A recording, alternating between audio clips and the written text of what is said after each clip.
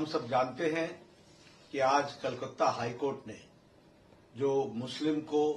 OBC का आरक्षण यानी ओबीसी कोटा सब कैटेगरी में जो आरक्षण दिया जा रहा था उसको कलकत्ता हाई कोर्ट ने निरस्त कर दिया है। साथ ही साथ जो ओबीसी सर्टिफिकेट वेस्ट बंगाल में मुस्लिम्स को दिया जा रहा था 2010 से लेकर के 2024 तक उसको भी हाई कोर्ट ने निरस्त कर दिया है।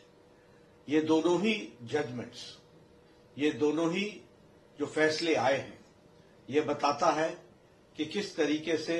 ममता सरकार गैर संवैधानिक तरीके से, अनकॉन्स्टिट्यूशनल तरीके से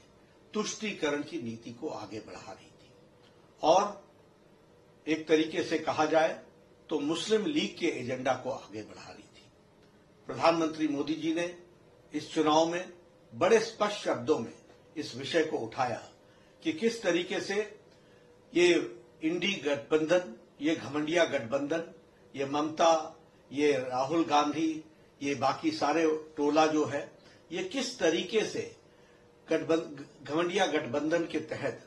एक तुष्टीकरण की नीति और तुष्टीकरण के साथ साथ ये सब लोग संविधान की धज्जियां उड़ा रहे हैं। संविधान में साफ लिखा है कि धर्म के आधार पर आरक्षण नहीं होगा,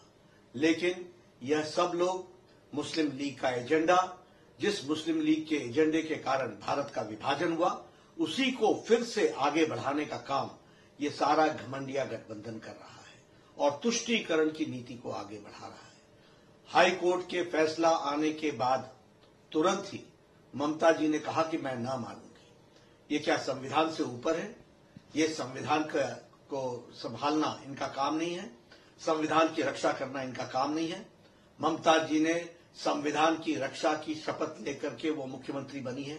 और संविधान के से ऊपर कोई भी नहीं है। और प्रधानमंत्री जी ने संविधान को दिखाते हुए और संविधान को कोट करते हुए ये बताया कि धर्म के आधार पर इस देश में किसी को आरक्षण नहीं मिलता है। राहुल गांधी ये संविधान की पुस्तिका लेकर के फिरते रहते हैं, लेकिन ऐसे मुद्दों पर जब हाई कोर्ट के तरफ से फैसला आ जाता है और मुस्लिम तुष्टीकरण का पर्दाफाश होता है और मुस्लिम तुष्टीकरण स्पष्ट इन लोगों के एक्टिविटीज के द्वारा, इनके कार्यकलापों के द्वारा स्पष्ट दिखता है, तो ये चुप्पी साधते हैं। ऐसे लोगों को इस चुनाव में भारत की जनता और पश्चिम बंगाल में ममता को पश्चिम बंगाल की जनता सबक सिखाएगी, ये मैं कह रहा हूं।